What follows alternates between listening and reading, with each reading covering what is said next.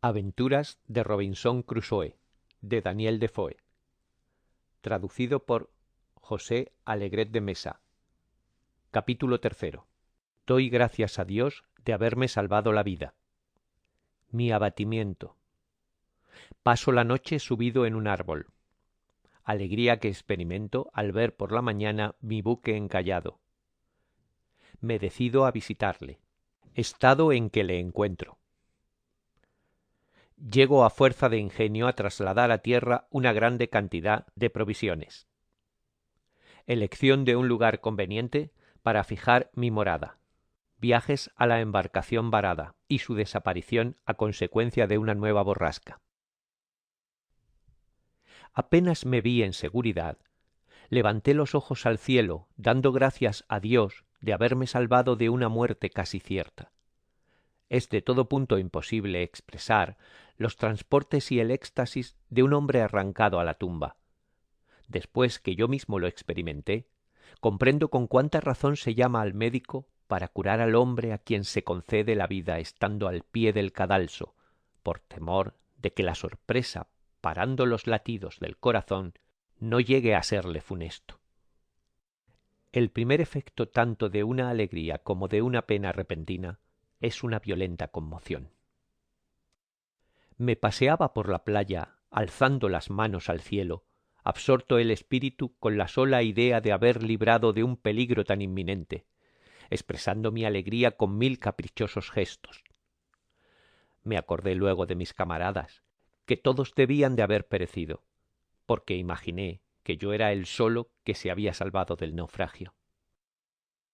En efecto, no volví a ver jamás a ninguno de ellos, ni percibí la más pequeña huella, excepto 3 sombreros, una gorra y un par de zapatos, que no eran compañeros. Entonces volví la vista en la dirección en donde estaba encallado el buque. Mas se percibía tan dentro del mar, y éste se conservaba tan soberbio y espumoso, que apenas lo distinguía. «Dios mío», exclamé, «¿cómo es posible que haya yo podido llegar hasta tierra?» Después de haberme consolado con la idea de que mi situación era todavía soportable, dirigí la vista a mi alrededor a fin de ver en qué sitio me hallaba y de resolver lo que había de hacer. Mas caí bien pronto en un hondo abatimiento, porque veía que las consecuencias de haberme salvado eran terribles. Me encontraba mojado y no podía cambiar de vestidos. No tenía que comer ni que beber con el objeto de tomar valor. No me quedaba, pues, otro recurso que morir de hambre o ser devorado por las fieras. Pero lo que más sentía era no tener ninguna arma con la cual pudiese matar algún animal para proveer a mi subsistencia o defenderme contra los que viniesen a atacarme. Lo que poseía estaba reducida a muy poco: un cuchillo, una pipa y un poco de tabaco dentro de una cajita. Sentí entonces punzantes angustias, durante las cuales corría de un lado a otro como un insensato. Mientras tanto, la noche se aproximaba. Empecé a reflexionar tristemente sobre los peligros que correría si por desgracia aquel país estaba infestado de fieras, no ignorando que éstas buscan su presa durante la oscuridad. El único recurso que se ofreció a mi imaginación fue el subirme a un árbol muy frondoso, de la especie de los abetos, pero espinoso, que se elevaba cerca de mí. Resolví pasar allí la noche esperando encontrar al otro día la muerte, que miraba como inevitable. Me alejé cerca de medio cuarto de milla de la orilla, por ver si descubriría agua dulce. La encontré, por lo cual fue grande mi alegría. Después de haber bebido, masqué un poco de tabaco para entretener el hambre, corrí al árbol y me coloqué de manera que no me cayese si llegaba a dormirme. Me armé de un palo corto para mi defensa y me instalé en aquel lecho. Como estaba extremadamente cansado, se apoderó de mí un sueño tan tranquilo y profundo que pocas personas en igualdad de circunstancias hubieran disfrutado de otro más delicioso. Desperté muy tarde. El tiempo estaba sereno. La tempestad se había disipado y el mar estaba sosegado. Júzguese de mi sorpresa a la vista de mi buque. La marea que subía lo desprendió del banco de arena en donde estaba encallado, y lo arrastró junto a la roca, en la cual me había yo tan cruelmente magullado la víspera. 1 milla me separaba apenas de la varada embarcación, y como parecía que aún se conservaba derecha sobre su quilla, tuve deseos vehementes de ir a su bordo para poder tomar lo que me fuese más necesario. Después de haber bajado del árbol, miré a mi alrededor, y lo primero que descubrí fue el bote que el viento y la marea habían arrojado sobre la costa, a 2 millas a la derecha de donde yo me hallaba. Dirigíme a lo largo de la orilla, y después de haber andado bastante, pude acercarme a la chalupa, pero no pude pasar más adelante por detenerme un brazo de mar de cerca de media milla. Me volví, pero mucho más deseoso entonces de visitar el buque, en donde esperaba encontrar algo con que alimentarme. Un poco después de mediodía, el mar estaba muy sosegado y la marea tan baja que pude avanzar hasta 1/4 de milla del barco. Aquel espectáculo renovó mi dolor, porque reconocí que si nos hubiésemos quedado a bordo, la tripulación entera hubiera llegado a tierra sana y salva, y no me encontraría privado de todo consuelo en aquella soledad. Aquellas reflexiones me arrancaron lágrimas, pero como éstas no eran más que un débil consuelo, me propuse llegar hasta el buque, si era cosa practicable. Hacía un calor excesivo. Me despojé de una parte de mis vestidos y me tiré al agua. Cuando llegué al pie del buque, encontré más dificultad en subir a él que lo que yo había creído, porque la quilla, sosteniéndose encima del banco, es consiguiente que el puente estaba muy elevado y carecía de medios con los cuales pudiese subir a él. Por 2 veces di la vuelta nadando a la embarcación. La segunda vez divisé el cabo de una cuerda que pendía de los portaobenques de mesana. Admirado de no haberla visto más pronto, me cogí a ella, después de hacer algunos esfuerzos, y trepé al castillo de proa. Entonces vi que la embarcación estaba medio abierta, y que había mucha agua en el fondo de la cala, pero encallada sobre un banco de arena muy duro, o más bien de tierra. Su popa se elevaba mucho, mientras que la proa casi lamía el agua. Por lo tanto, el castillo de popa se conservaba en muy buen estado, y todo lo que en él se encerraba estaba reservado del agua. Lo primero que hice fue recorrer todo el barco y ver lo que había sufrido alguna avería, y lo que se conservaba intacto. Las provisiones no habían experimentado ningún contratiempo. Devorado por el hambre, me fui a los pañones de los víveres, y llenándome los bolsillos empecé a comer, ocupándome al mismo tiempo de otras cosas, porque no podía perder un minuto. En la cámara del capitán encontré ron, del cual bebí un buen trago, pues tenía gran necesidad de aquel cordial para tomar ánimo. No me faltaba más que una lancha para cargar los objetos que creí me serían necesarios.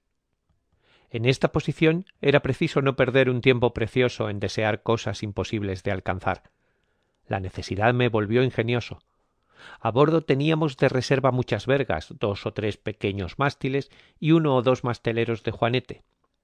Tomé la resolución de poner manos a la obra, y bajando del buque todos aquellos objetos que por su peso pudiese sostener, los até separadamente con una cuerda a fin de que se desuniesen. Hecho esto, descendí por un costado del barco y tirando los palos hacia mí até 4 juntos por los 2 extremos lo mejor que me fue posible y les di la forma de una bolsa. Después de haber fijado al través 2 o 3 planchas de madera, conocí que podría marchar con esta especie de ensambladura, pero no sería bastante sólida para soportar una grande carga, pues las piezas que la componían eran demasiado débiles. Me puse a trabajar y con la ayuda de la sierra partí en 3 pedazos un mastelero de juanete que añadí a mi balsa, no sin mucha pena y trabajo, mas la esperanza de procurarme objetos tan necesarios me daba fuerzas para conseguir hacer lo que en otra ocasión no hubiera hecho. Mi balsa era ya bastante fuerte para poder llevar un peso regular. Luego traté de ver de qué modo colocaría la carga y cómo la preservaría de los golpes de agua. Bien pronto tomé mi determinación. Primero cargué todas las planchas o tablones que pude encontrar. Enseguida Después de haber calculado las cosas que me podrían ser más necesarias, tomé 3 arcas pertenecientes a los marineros, de las cuales forcé las cerraduras y las desocupé.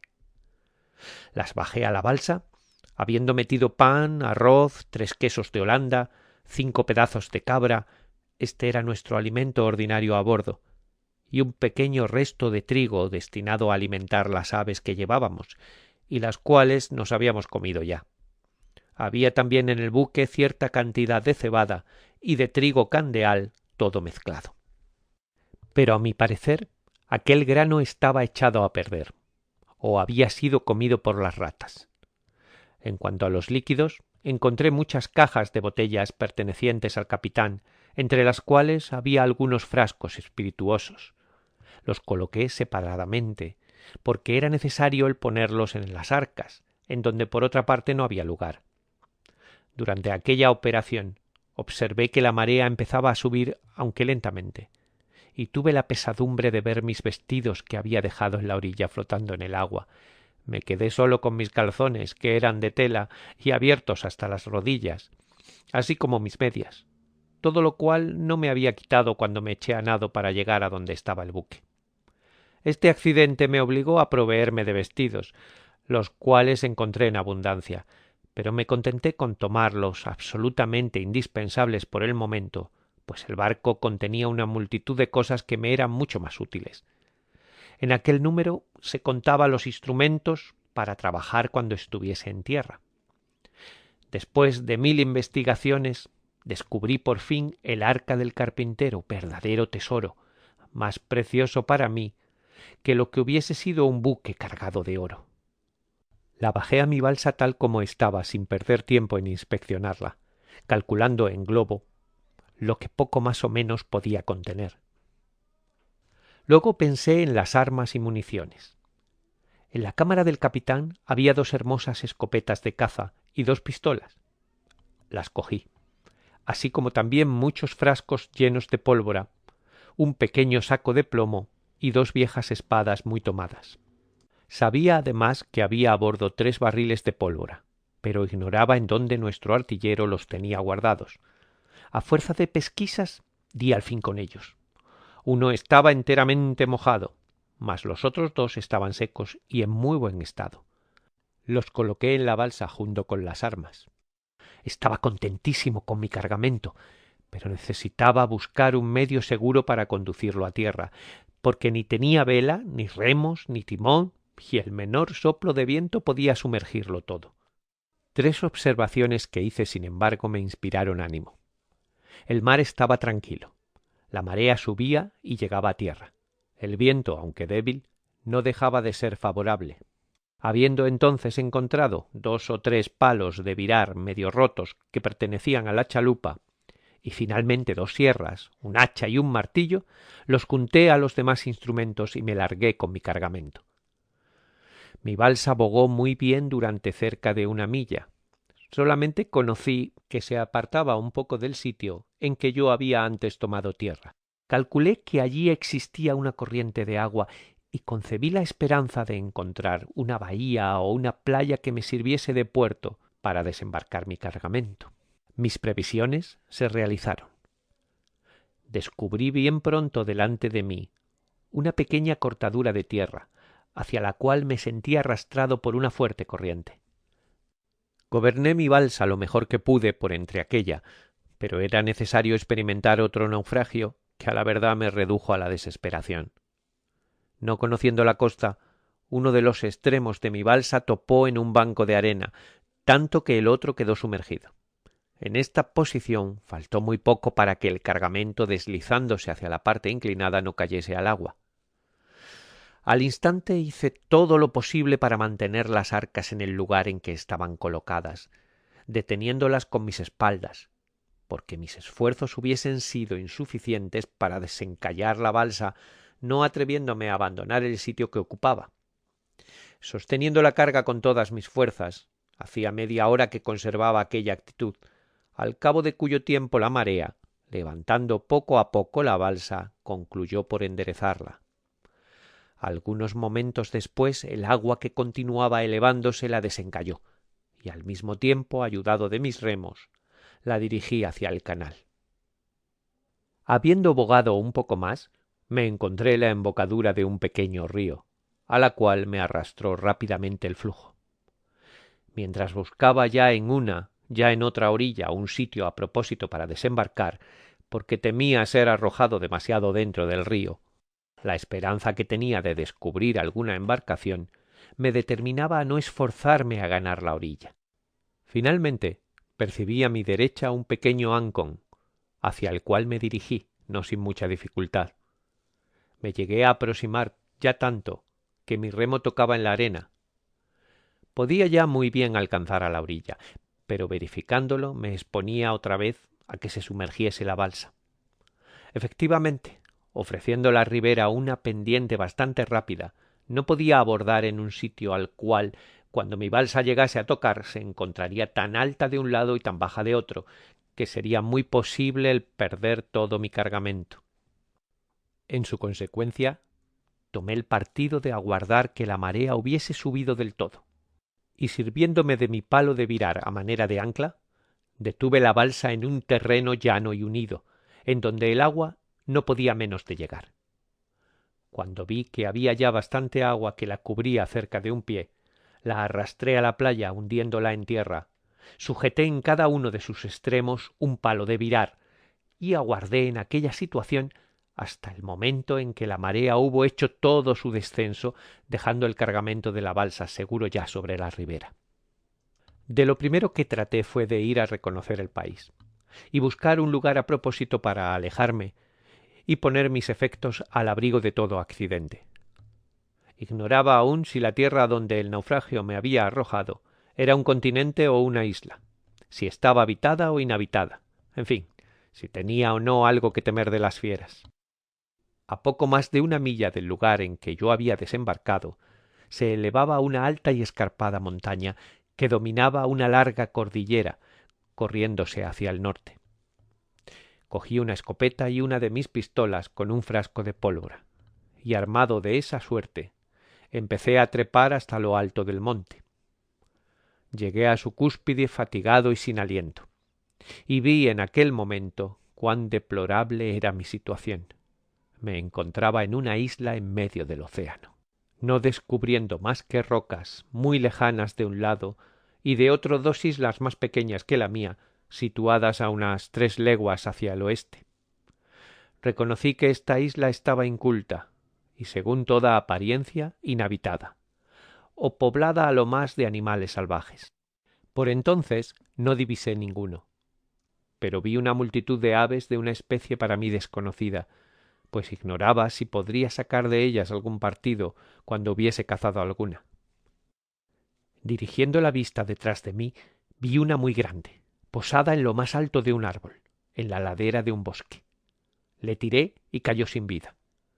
Este era sin duda el primer tiro que había retumbado en aquellos sitios después de la creación del mundo, porque no bien hube disparado cuando de todas partes del bosque se levantó un número increíble de pájaros de diversas especies, con un ruido confuso y una rara algarabía causada por la reunión de gritos y chillidos peculiares a cada uno de ellos, pero ninguno vi que me fuese conocido. Con respecto al que yo maté, me pareció una especie de gavilán. Él tenía en efecto el color y el pico de este pájaro, sin tener ni sus espolones ni sus uñas. Su carne de un olor fuerte no valía absolutamente nada. Sin arrojarme más por entonces volví a mi balsa y me puse a descargarla. Dicho trabajo me ocupó el resto del día. Mas vino la noche y me pregunté con espanto qué iba yo a hacer. No me atreví a dormir en el suelo de miedo que las fieras viniesen a devorarme, aunque no había ningún temor según vi después. Mientras tanto me parapeté lo mejor que pude con las cajas y tablones que había desembarcado, y de este modo hice una especie de choza para que me sirviese de abrigo, a lo menos por aquella noche. Por lo que toca a mi subsistencia, no sabía aún cómo proveería ella. Solamente había visto 2 o 3 animales parecidos a las liebres huir fuera del bosque en donde había matado el pájaro. También calculé que podría sacar del buque muchas cosas que me pudiesen ser muy útiles, especialmente cuerdas, velas y otros objetos susceptibles de ser transportados a tierra.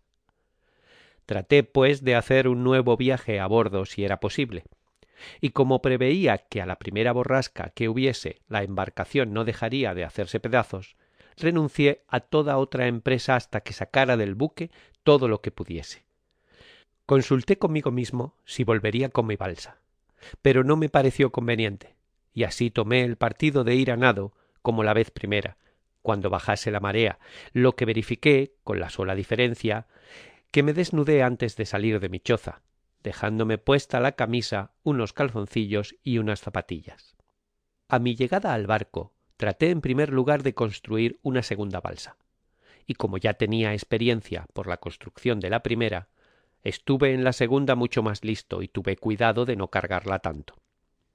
Recogí muchas cosas que me fueron muy necesarias, y entre otros, diversos objetos que encontré en el arca de carpintería, tales como 2 o 3 sacos de clavos, una grande barrena, 2 docenas de hachas y una piedra de afilar, instrumento utilísimo y precioso. Lo reuní todo cuidadosamente, juntando muchos efectos que habían pertenecido al artillero, particularmente 2 o 3 palancas de hierro, 2 barriles de balas, 7 mosquetes, otra escopeta de caza, una pequeña cantidad de pólvora y un gran saco de perdigones.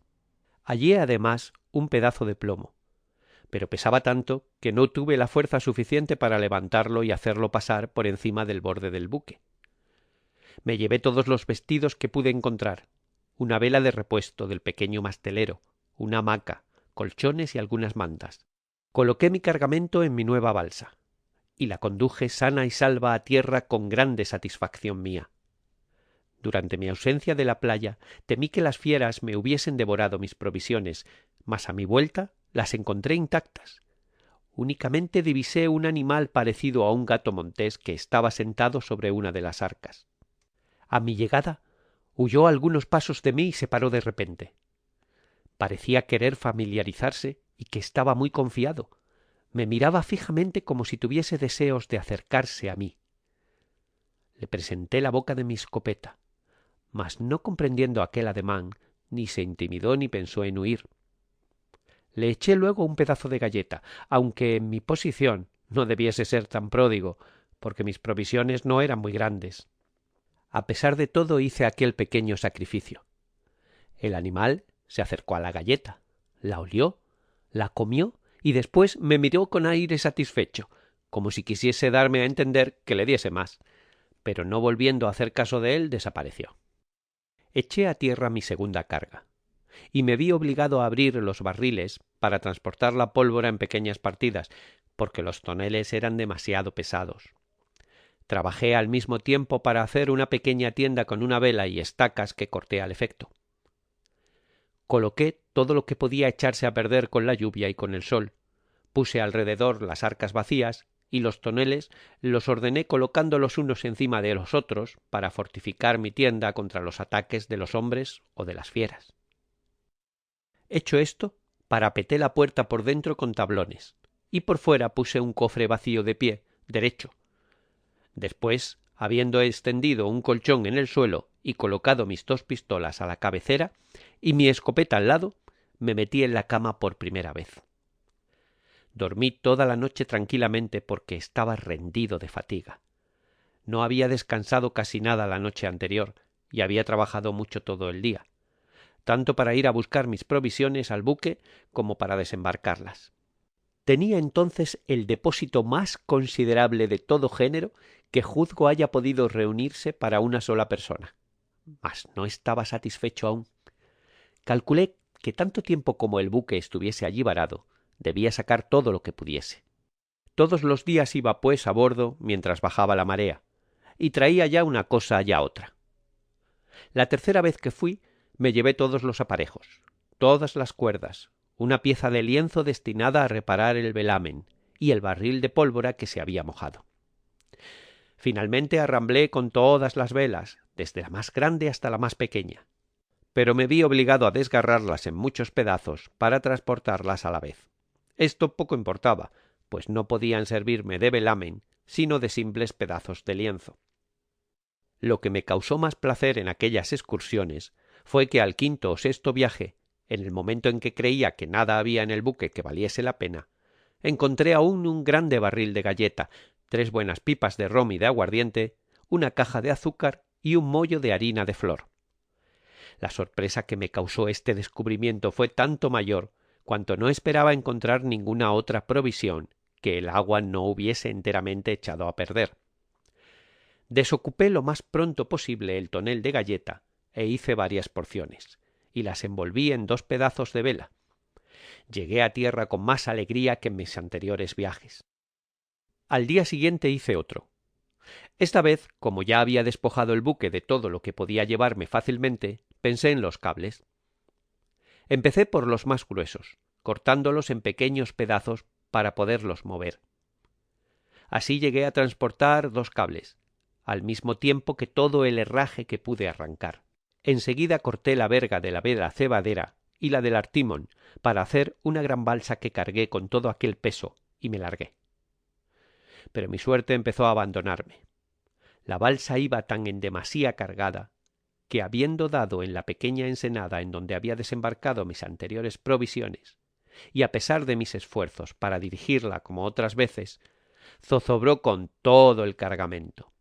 Con respecto a mí especialmente, el accidente no tenía nada de peligroso, porque estaba cerca de tierra, pero perdí la mayor parte de la carga, sobre todo el hierro, que me hubiera sido de una utilidad muy grande. Sin embargo, como bajaba la marea, salvé la mayor parte de los pedazos de cable y algún poco de hierro.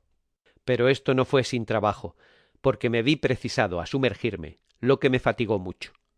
A pesar de esta desgracia, continué en ir a bordo todos los días y llevarme todo lo que podía. Hacía ya 13 días que estaba en tierra, durante cuyo tiempo hice 11 viajes a bordo del buque. Todo lo que una persona sola era capaz de llevarse me llevé. Y creo no exagerar diciendo que si la calma hubiese continuado, hubiera transportado a tierra todo el buque pieza por pieza. Al 12º viaje, el viento empezó a levantarse, lo que no me impidió volver a bordo, mientras estuvo bajando la marea, y aunque bastantes veces había registrado la cámara del capitán, descubrí entonces, sin embargo, un armario guarnecido de cajoncitos en los cuales encontré 2 o 3 navajas de afeitar, unas grandes tijeras y 10 u 11 cuchillos con otros tantos tenedores. En otro cajón, el valor de 36 libras esterlinas en moneda de Europa y del Brasil, parte en oro, parte en plata, y entre otras algunas piezas de a8. A la vista de aquel dinero me sonreí sardónicamente. «Metal miserable», exclamé. «¿De qué puede servirme? No vales la pena de que baje a recogerte. Uno solo de estos cuchillos es para mí más precioso. Quédate donde estás, o más bien ve a sumergirte al fondo del mar, como una mercadería de desecho». Sin embargo, después de este arrebato volví en mí, y tomando aquel dinero con los demás utensilios que había encontrado en el armario, lo empaqueté. Entonces pensé construir una nueva balsa, pero viendo que el cielo se cubría, que se empezaba a levantar el viento, y al cabo de un cuarto de hora, percibiendo algunas ráfagas que venían de tierra, pensé que sería una locura el querer construir entonces una balsa, cuando el viento era contrario, y comprendí que si quería ganar la orilla, era necesario volver antes que el reflujo se hiciese sentir. Me eché, pues, a nado para atravesar el brazo de mar que me separaba de tierra. Llegué con mucho trabajo, tanto a causa del peso de lo que llevaba, como por la agitación del mar, porque el viento arreció con tanta rapidez que la tempestad estalló antes que hubiese subido la marea. Mas yo me hallaba ya sentado en mi choza en medio de mis riquezas y en plena seguridad. La noche fue tempestuosa, y por la mañana, cuando dirigí la vista al mar, vi que el casco del buque había desaparecido.